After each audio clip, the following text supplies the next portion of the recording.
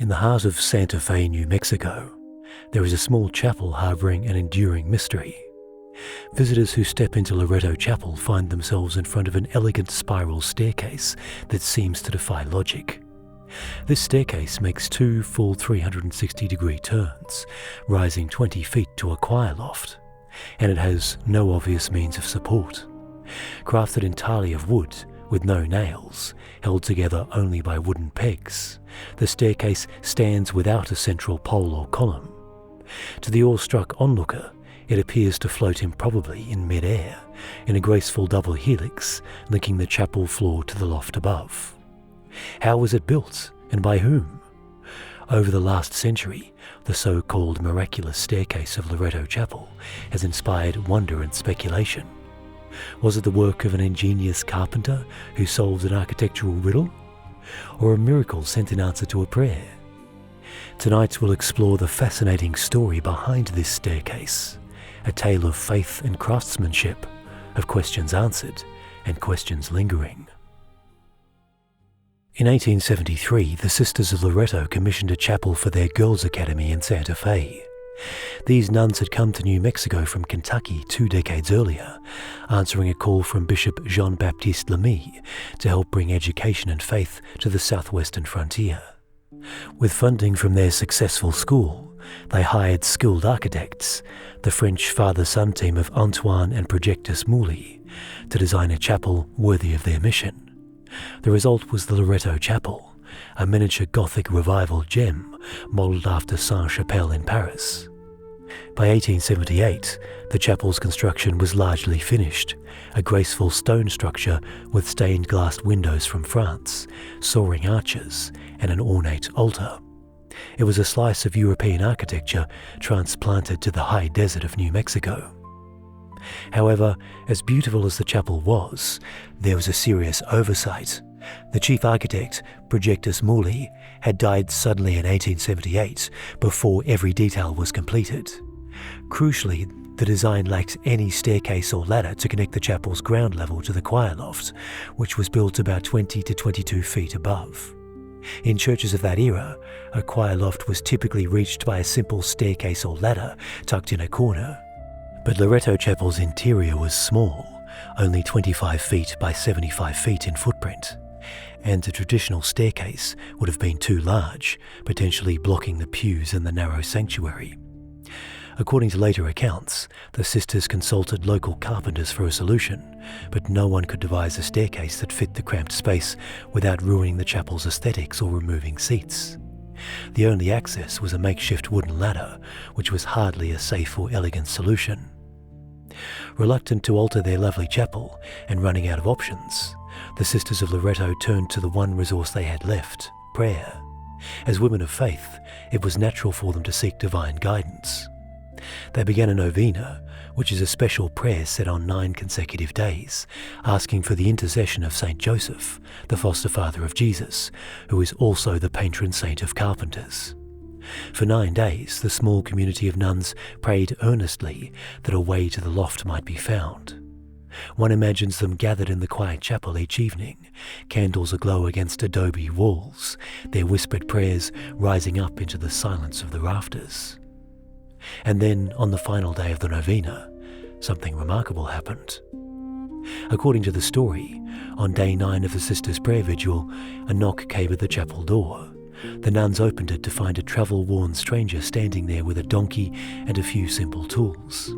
He was a modest older man, possibly with a beard. Some accounts say a strange bearded man appeared. And he carried nothing more than a hammer, a saw, and a carpenter's square. He spoke softly and explained that he had heard the sisters were in need of a carpenter. He did not give a name, but he was willing to help build a staircase to the loft. The sisters were astonished and overjoyed. Here was an answer to their prayers in the most literal sense. They eagerly accepted his offer. The man set to work immediately, and he worked alone. Over the next several months, this mysterious carpenter laboured in the closed chapel, fashioning an unprecedented spiral stair. He asked for no assistance and took no payment, except perhaps some simple provisions of water or food. As the story goes, He even fashioned his own wooden pegs for the construction, soaking and shaping the wood by hand, since he used no metal nails at all. Exactly how long the construction took remains part of the legend. Some versions of the tale say the staircase was completed overnight in a single miraculous burst of craftsmanship. However, the more realistic accounts, including the sisters' own recollections, indicate it took 6 to 8 months of steady work for the stairway to be finished. In either case, the ending is the same. The sisters entered their chapel to behold a breathtaking spiral staircase curling up to the choir loft with perfect elegance. Their prayers had been answered. The nuns looked for the carpenter to thank him, but he was nowhere to be found. He had vanished without a trace, reportedly just before they could pay him or even learn his name. In fact, the sisters were so intent on expressing their gratitude that they advertised in the local newspaper, offering a reward to identify or locate him. But no one ever came forward. It was as if the kindly craftsman had never existed outside of their novena. To the faithful women of Loretto, this outcome was nothing short of miraculous. They had prayed to Saint Joseph, himself a carpenter in the Bible, and a skilled carpenter had appeared on their very doorstep on the last day of prayer. He built an ingenious staircase that none of the local builders could figure out, and then disappeared without seeking any credit. The coincidence was too powerful to ignore. The sisters of Loretto firmly believed that Saint Joseph himself, or an angel sent by him, must have been the one to come to their aid. In their eyes, the mysterious craftsman was a heavenly visitor.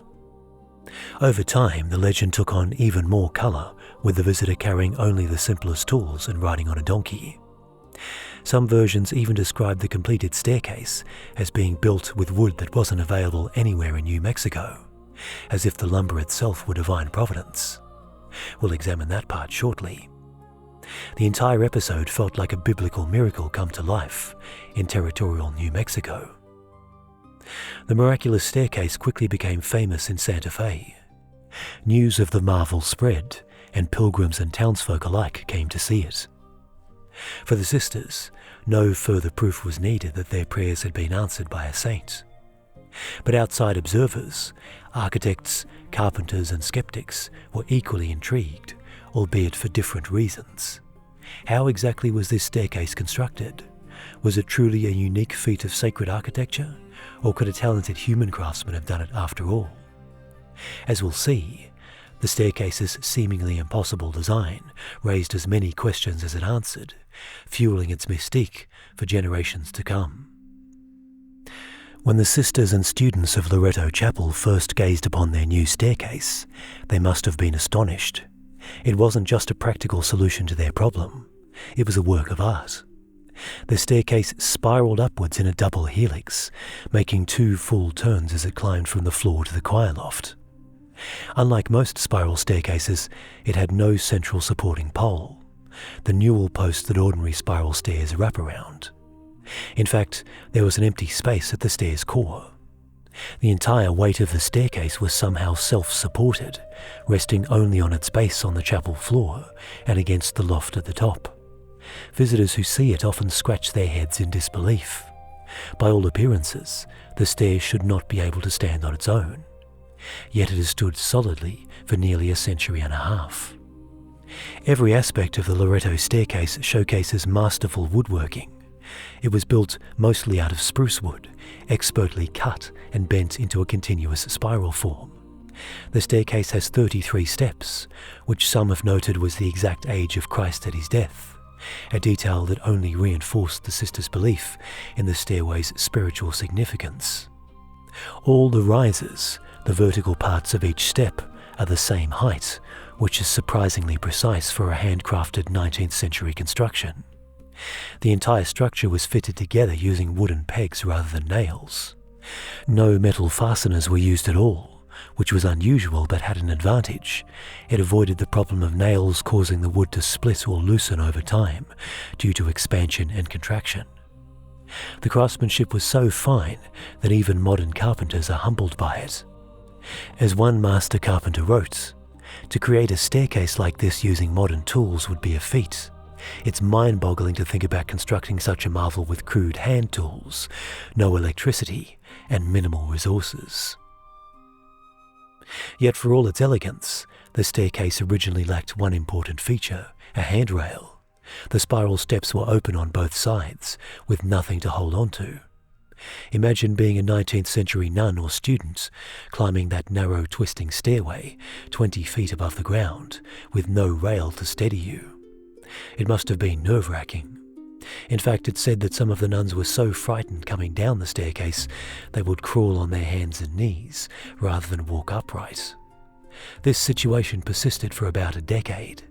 Finally, in 1887, the sisters hired a local craftsman named Philip August Hesch to add wrought iron railings to the staircase for safety.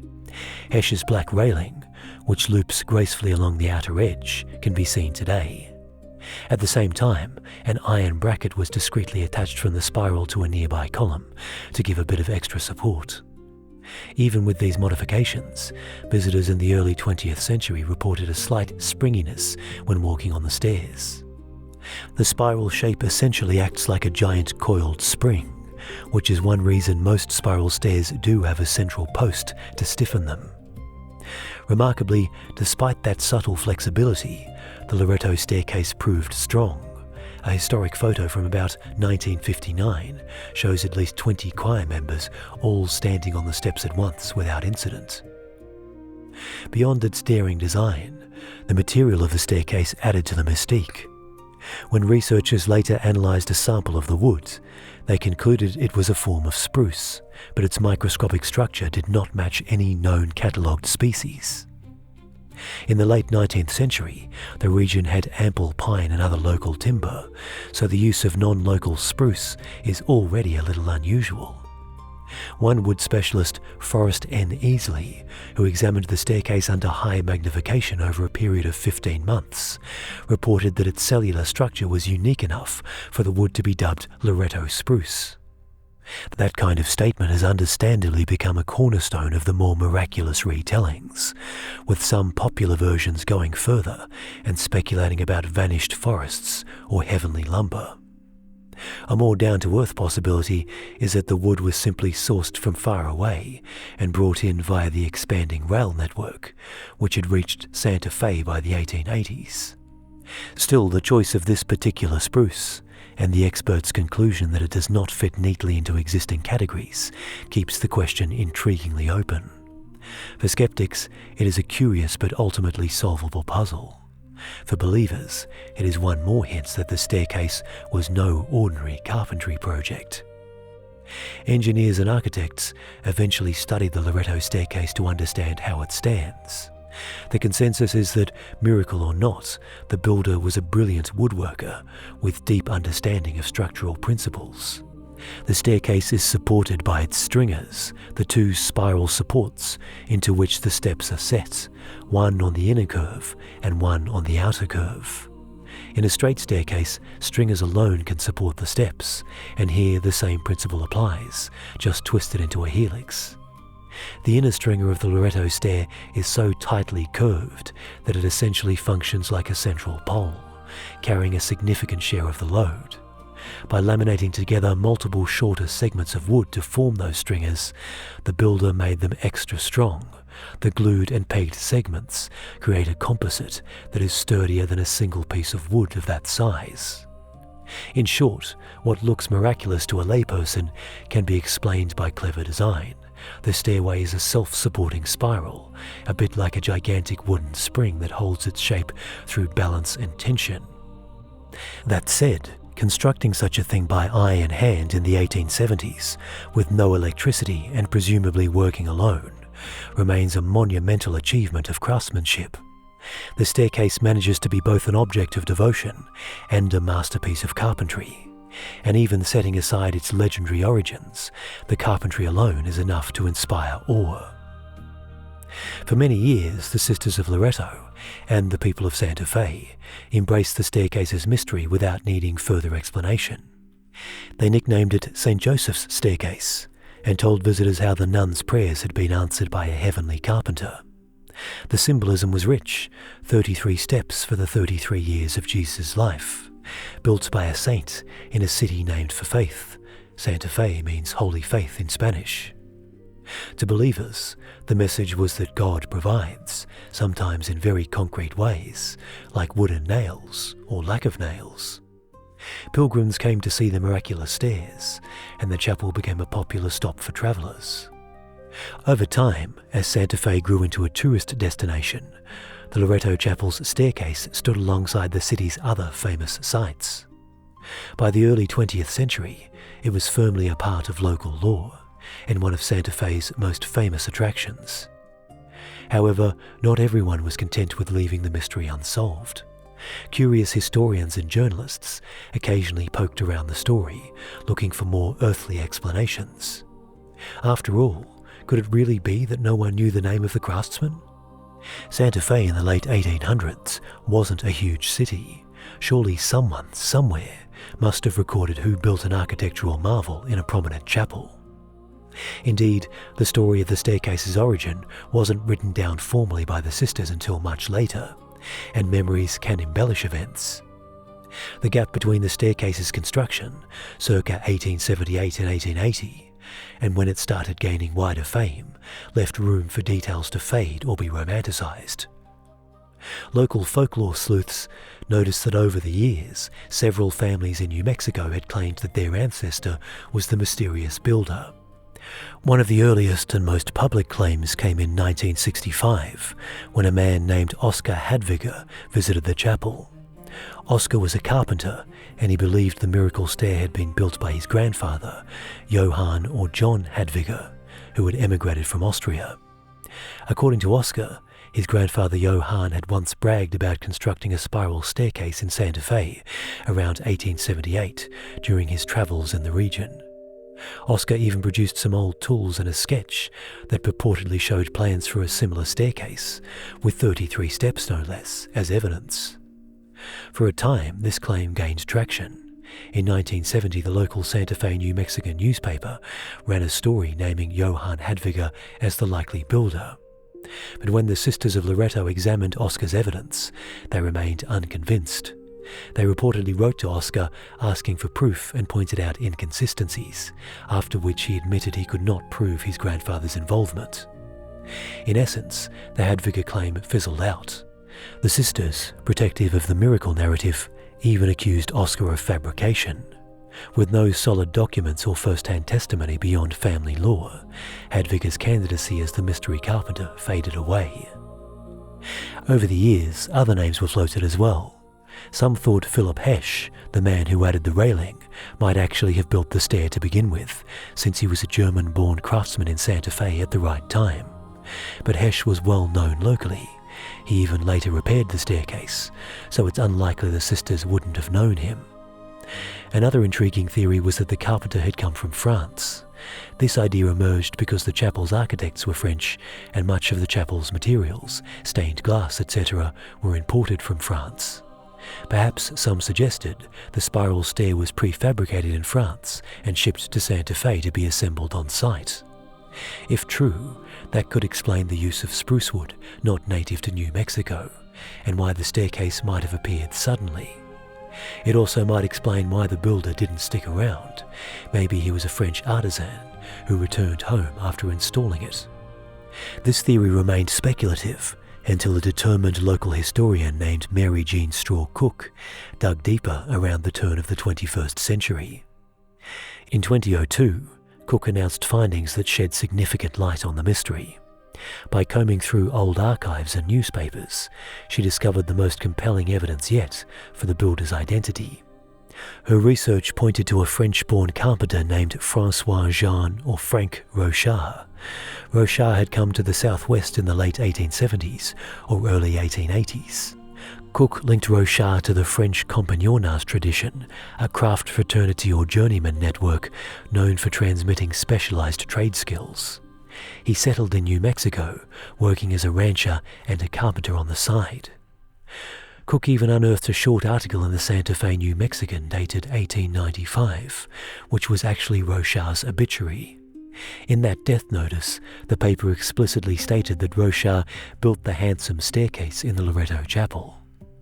This was a breakthrough, a source from the time attributing the staircase to a named individual. Moreover, Cook found an entry in the Loretto Academy's logbook from March 1881 that records a payment. Paid for wood, Mr. Rochard, $150. Adjusted for inflation, that was a substantial sum, several $1,000s in today's terms, consistent with purchasing costly lumber or paying for specialised carpentry work. These two pieces of evidence, the obituary and the ledger, strongly suggest that Rochard was the elusive craftsman behind the miraculous stair. Rochard's skill set also appears to match the bill. He was favourably known in Santa Fe as an expert worker in wood, and at his death he owned a virtual arsenal of carpentry tools, saws, planes, augers, you name it, exactly what one would expect from the builder of such a staircase. Perhaps most evocatively, Rochard was a Frenchman like the chapel architects, possibly even connected to them, and might have had the knowledge of European designs that allowed him to attempt a spiral with no central support. Cook's research, published in her book and picked up by news outlets, essentially solved the mystery for many observers. The Independent, a UK newspaper, ran the headline, "Mystery of Santa Fe's Miracle Stairway from Heaven is Solved." It suggested that the staircase could even have been built in France and brought over by Rochard to be assembled in the chapel. Cook speculated that the reason Rochard's role stayed hidden for so long was partly intentional. Early on, those aware of his work might have kept quiet to preserve the legend of the saintly carpenter. By the time the story gained wide popularity in the 1900s, anyone who knew the prosaic truth had passed away, and no one had the heart to spoil a good miracle. After all, New Mexico has always been a place that loves a good legend. This is the same region famous for the tortilla Jesus, a tortilla burn mark resembling Christ, and other folk miracles.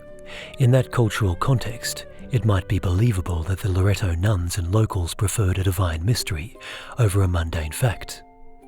So is that the end of it? Was the Loretto staircase simply the handiwork of François-Jean Rochard, a talented but human carpenter? From a historian's standpoint, Rochard is indeed the most plausible answer. The evidence in his favour is stronger than any other theory to date.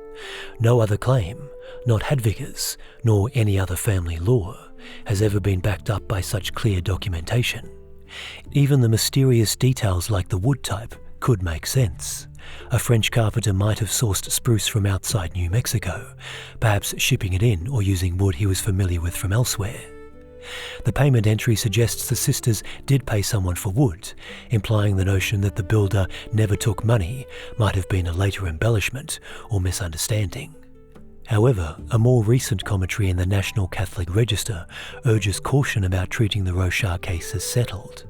The article questions whether an offhand 1895 newspaper mention in a local gossip column is reliable enough to serve as firm historical proof. It also scrutinises the much-cited $150 payment, noting that the ledger entry refers to wood for N School and was written in 1881, several years after the chapel's completion, making it far from definitive evidence that Rochard built the staircase itself. Crucially, even Mary J. Straw Cook acknowledges that no documented payments specifically for construction of the spiral staircase has ever been found in the sisters' books. The Register argues that while Rochard may well have done carpentry work for the sisters, the documentary trail does not conclusively link him to the staircase, leaving the matter more open than some modern retellings suggest. The caretakers of Loretto Chapel and many visitors continue to frame the staircase in terms of mystery, pointing to three enduring questions: who built it, what wood was used, and how it supports itself. Strictly speaking, no signed contract or contemporaneous construction record has surfaced that definitively names Rochard or anyone else as the builder. Historians may weigh probabilities, but probabilities are not certainties. For some, that lingering uncertainty is simply a normal feature of 19th century record keeping. For others, it leaves room for a more providential interpretation. In that sense, the legend persists in a middle space. The Loretto staircase can be appreciated both as a remarkable feat of craftsmanship and, for believers, as an answer to prayer. To this day, the Loretto Chapel staircase inspires both reverence and curiosity. The chapel is no longer owned by the Sisters of Loretto. It became a privately run museum and wedding chapel after the academy closed in 1968. Visitors can step inside for a small fee and view the famed staircase up close, though actually walking on it is rarely allowed now to preserve the antique wood. Instead, people often stand at its base, craning their necks to marvel at the tight spiral, or ascend to the choir loft by an adjacent modern stairway to look at it from above. The sunlight through the stained glass and the hush of the small chapel provide an atmosphere where it's easy to feel a sense of wonder. Placards recount the legend, and guides might share both the miraculous version and the carpenter theory. Many a tourist has left Santa Fe with a postcard of the Loretto staircase and a head full of questions. The story has permeated popular culture as well. It was popularised nationally by shows like Unsolved Mysteries, which dramatised the tale in 1990, and has been the subject of books and articles. In 1998, a TV movie called The Staircase, starring Barbara Hershey and William Peterson, dramatised the events, leaning into the faith and mystery aspects. For engineers, it's a fascinating historical example of design ahead of its time. For people of faith, it's an encouraging tale of providence. And for the simply curious, it's a real-life mystery story with a beautiful setting. In considering the Loretto staircase, one might ask, would knowing the identity of the builder diminish its allure? Interestingly, many say no. Even if we accept that a man named Rochard built it using his skills and knowledge, the staircase remains extraordinary. It's still a one-of-a-kind piece of craftsmanship in the region, achieved under conditions that would challenge any builder. The fact that a human could create such a structure with 1870s technology can itself feel almost miraculous. And for those who prefer the supernatural explanation, the lack of proof means hope survives that something more mystical was at play. On one hand, the staircase is a story about seeking help through faith, devoted nuns praying in humility and receiving a tangible miracle. On the other hand, it's a celebration of human creativity and problem-solving, an anonymous craftsman solving an impossible architectural puzzle with ingenuity and skill. In a way, both aspects are true. The sisters' faith led them to persevere until a solution presented itself, and the carpenter's ability provided that solution. The staircase's continuous double helix form still defies belief. There's no central pole, no wall to brace it, just flawless geometry and an artist's intuition holding everything in perfect balance. In an era where most stairways leaned on iron brackets and heavy timbers, this one seems to float, light as prayer, every curve a quiet triumph of mind and hand. The design was practically unheard of in small-scale carpentry of the period.